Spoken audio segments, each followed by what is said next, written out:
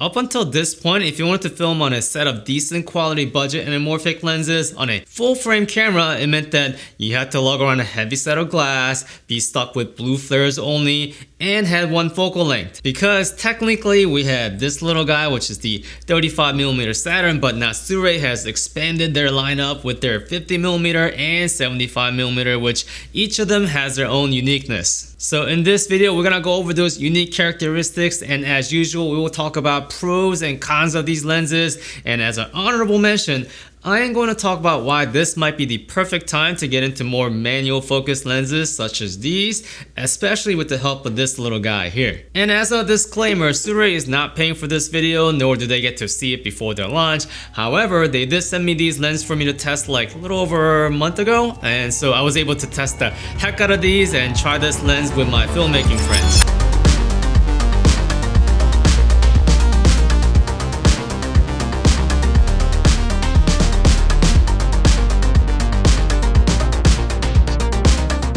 Hey, how's it going, guys? Hope you guys doing well. So since I did a long review video on the 35mm, I'll be focusing mainly on the 50mm and the 75mm for this. I do recommend you watch that video here so you understand why I'm doing some of these tests, especially testing to see if this is a truly 1.6 times the squeeze, because you will need to know that to use this lens properly during post and to find out if the trouble is worth your time. Before we get started, I should mention that these are the mounts that are available for this lens, and I did opt for the neutral flare for the test unit, but there are still blue flares available. So let's talk about the pros of this lens first. The biggest advantage of these lenses, no pun intended, is the size and the weight, but you already knew that. So the question is, how much heavier is the 75mm compared to the 35mm, since it got much chunkier? And surprisingly, it's only about 60 grams heavier, so each of these lenses weigh under 500 grams. That's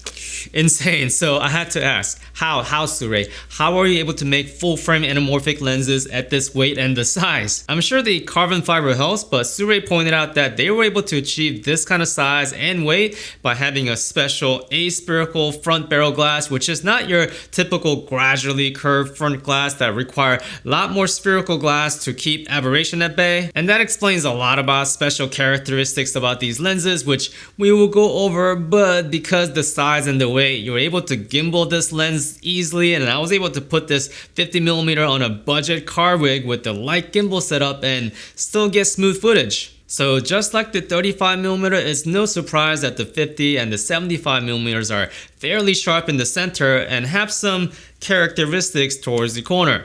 This is wide open at T2.9, and here's what it looks like at T5.6. Of course, this is up to your preference, but I can see some of you put on a mist filter to soften the image up a little bit. But for the purpose of this test and to show you all the flare characteristics, all the sample footage you see in this video is without any filters, but for my preference, I think these lenses make beautiful images on their own. So let's briefly talk about those flares and streak characteristics. The 75mm has a thicker flare than the 50mm, and of course the 50mm had a straighter streak than the 35mm, even with the lens correction, but I found that the 50mm copy I had flared the most. And I quite like it. Even if the light is not directly shine onto the 50mm and coming in at an angle, it had this like veiling effect, but in a good way. The key for me was that it did not completely infringe on the center of the image. I love the trailing flare and that sort of like vintage fan-like pattern it creates. Again, this is like personal preference, but I'm showing you some of the extreme flare examples. In fact, if you're using this on a car rig at night, especially the 50mm, I would recommend like raising it up pretty high, because you will flare a lot from all these headlights, including the ones not directly pointing at the lens. So I found the 75mm more tame on the flare side, and if you're like bokeh lover, of course the 75mm's got that cover. It does make these beautiful oval shaped bokeh. But what's most impressive about these Saturn lenses to me is the constant stretch factor. I know the Saturn series advertise that even when you change the focus distance, the image doesn't stretch, but of course I had to test this myself, so I can tell you, they really mean it. Well done, Sirui. Next topic is color matching. So two of these lenses, they match colors very well, and one of them is slightly cooler. I'm still putting this topic in the pro section since past we have seen like one Sirui lens in the series be like extremely warmer than the other. So whereas in these seems to match fairly well, but if I were to like nitpick, the 75mm is actually slightly cooler than the other two. So if accurate color matching is important to you, something to note, and make sure you use custom white balance or use a white card when you change to 75mm. And before we move on to the cons of this lens, I want to mention that the focus ring on this is much more fluid than the 35mm. I mentioned that the 35mm focus gear was stiff to turn, which I don't mind, but the 50mm and the 75mm, it feels much more fluid, but still stiff enough that it doesn't like spin on its own. Alright, now for the cons, aka limitation you should be aware of, because no gear is perfect. First, I'll get the obvious out of the way, and that is the focus distance. At least it's easier to talk about it because they're all 3 feet or 0.9 meters. This kind of distance is common among anamorphic world, but something you have to be aware of. To get you guys some new information, I did try a macro adapter, and I can tell you it didn't work. Probably because the aspherical focal point, but I did find a better adapter that worked really well this time around. So at least in the diopter world, you do get what you pay for. These Hoya adapters cost more, but I love how it retains the look and it doesn't add in any strong horizontal flare artifacts like the cheap Vivitar brand I had. But since I'm going to keep these for a long time, I didn't mind spending a little bit more money and getting these good ones. And speaking of filter, even though these are designed like cine lenses, the filter thread size on the 35mm is different from the 50 and the 75. On the 35 it was 58mm thread size, but they got bigger with the 50 and the 75, which is 62mm. Something to know since you're probably gonna need a step-up ring for the 35mm if you get the whole set. Now let's talk about a controversial topic: chromatic aberration. When it comes to anamorphic lenses and cine lenses, there's going to be chromatic aberration and imperfections. Oh, did you guys see that video where Gerald Undon was pointing out that there's even chromatic aberration on the $30,000 RE prime lens? So it's really about how tastefully is it managed and is it too much. So the 50 and the 75mm Saturn lenses are no different. Wide open at t2.9, there is chromatic aberration, especially towards the edges. In fact, compared to their 35mm sibling, there is more of it. So this one, I'll leave it up to comment section. Here is wide open 50mm shot with the strong sunlight and window frames, and here's the 75mm shot with the same kind of lighting and some windows also. If anything though, these tests, I'm noticing that the 35mm is actually very clean from chromatic aberrations.